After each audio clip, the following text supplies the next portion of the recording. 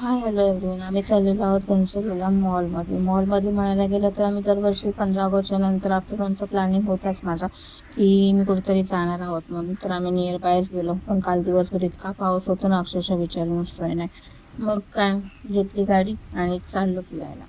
आणि जवळपासच होतं, इकडे बघू शकता आभाळ किती भरून आलेलं आहे. इकडचं तलाव तर पूर्णपणे भरलेलं होतं. जेवढं खाली होतं उन्हाळ्यामध्ये तेवढंच पावसामध्ये भरून जातं.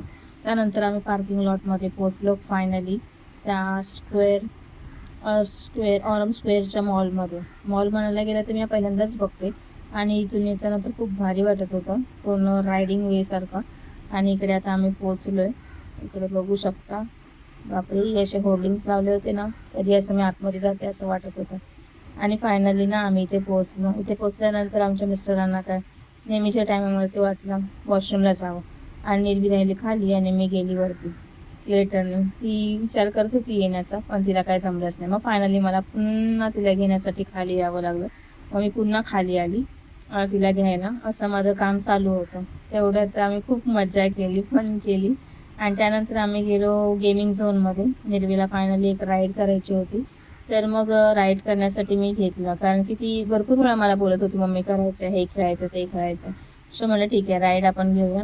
कारण की गेम झोनमध्ये मला तर गेमचं काय समजत नव्हतं आणि तिला विचारलं तर तिला पण जमत नव्हतं. मग आम्ही ही वाली राईड घेतली आणि मॅडम चालल्यात पटापट झूम करत. सो इकडे बघू शकता, हा थर्ड फ्लोअरवरती आम्ही आलेलो होतो. ते थर्ड फ्लोअर हा असा आहे ऑरम स्क्वेअरचा. आणि छान आहे मॉल, छोटंसंच आहे. आणि इकडे ना कॅन्टीन सुद्धा आहे, खाण्याचे फूड्स कॅफे सुद्धा आहेत, सगळे इथे लागलेले आहेत लाईनिंगमध्ये. त्यानंतर आम्ही दोघांनी इथे बसून थोडेसे सेल्फी काढले, क्लिक्स काढले.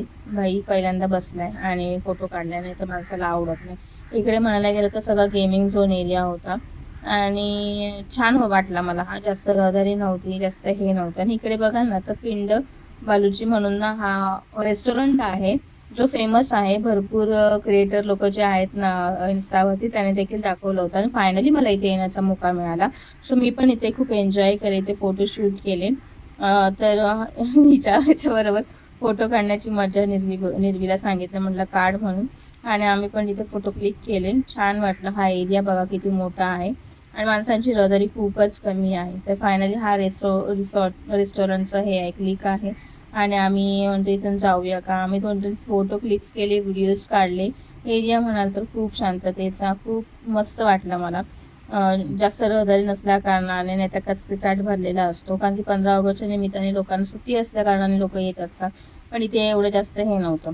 आणि हे बघा, हेच नाव आहे, जे मॉलचं नाव आहे ॲक्वास्फिअर, हे ते दाखवते. मग ह्यांचे फोटो ह्यांना क्लिक करायचे होते. मग ह्यांना उभं राहायला सांगितलं. माझा नव्हतं, एकदम स्तब्ध उभा आहे एकदम.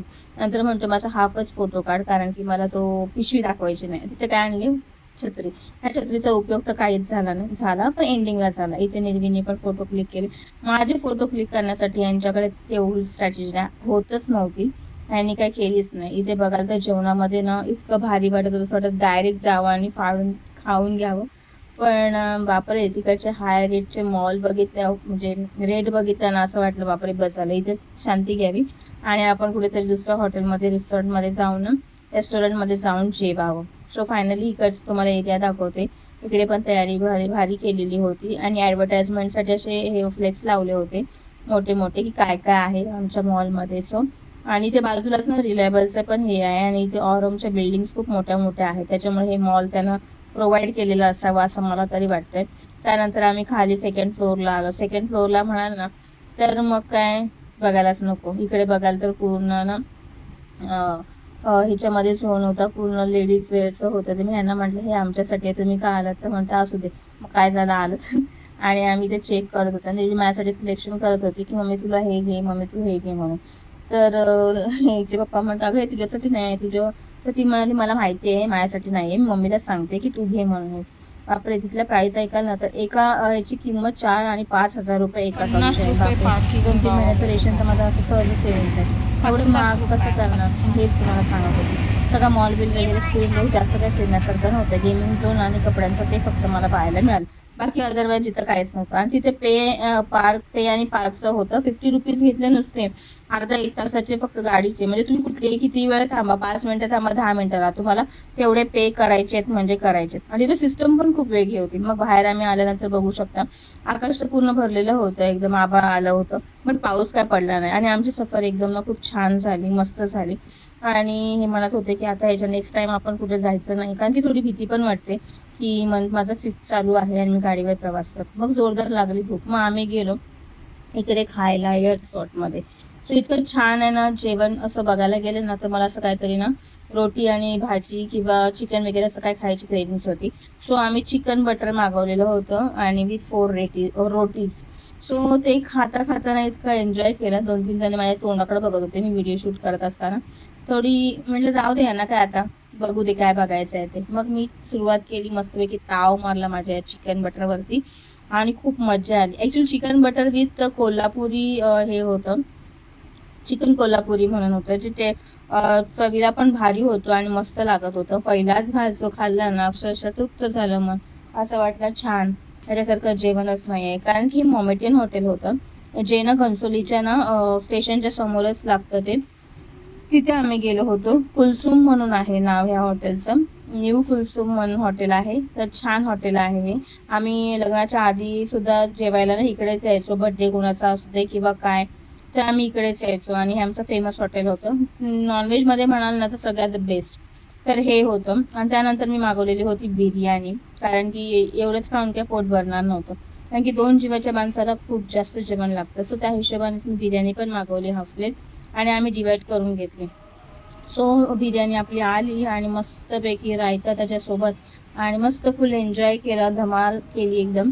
आणि जेवणाचं तर पार बेतच माझा एकदम फिक्स झाला होता. निर्वीला पण त्यातली बिर्याणी जास्त आवडली आणि तिने पण एन्जॉय केला मील. तिला खायचं होतं पिझ्झा, पण पिझ्झा विसरून गेली. जेवण एवढं छान झालं, फुल टम्मी एकदम फुल झाला.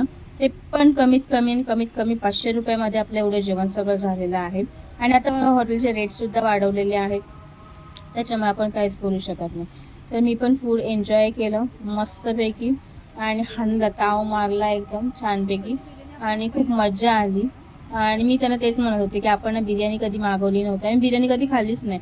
खायला गेलं ना तर तंदूर वगैरे किंवा शोरमा वगैरे किंवा चायनीज फूड हेच जास्त खाल्लेलं होतं. बिर्याणी मी खाल्ली असेल एखाद दुसऱ्या वेळेस, पण तेव्हाची टेस्ट आणि आताच्या टेस्टमध्ये खूपच फरक आहे. कारण की बाहेरची लोक जे असतात ना ते चेंज होत राहतात, एकाच ठिकाणी थांबत नाही. सो फुल टमी केला मस्तपैकी आणि घेतलेलं होतं कोल्ड्रिंकची पण मजा घेतली पिण्यासाठी. आणि मग आम्ही तिथून निघालो. बिल वगैरे पे करायचं होतं. सो मी माझ्याकडूनच ट्रीट दिली होती, कारण की लक्ष्मणच्या वाढदिवसाच्या निमित्ताने आम्ही बाहेर जाणार होतो, पण त्या दिवशी गटारी असल्या कारणाने आम्ही घरी सेलिब्रेशन केलं होतं. मग ते पैसे वाचले होते माझे. आणि आमचं ठरलेलंच असतं की आम्ही 15 ऑगस्टच्या दिवशी जातो, पण त्यानिमित्ताने का होईना आम्ही तो दिवस सेलिब्रेट केला, फुल एन्जॉय केला जेवणामध्येच म्हणायला गेलं तर. आणि मजा पण आली. पावसामध्ये थोडं फिरायला पण गेलो, थोडी भीती पण वाटत होती. आणि फायनली इथं बघू शकता बिल वगैरे पे केलं, मस्तपैकी बडीशोप घेतली टिश्यू पेपरमध्ये आणि बाहेर आलो. पाऊस ना थोडा रिमझिम असं करत होता. तर कसं वाटत तुम्हाला?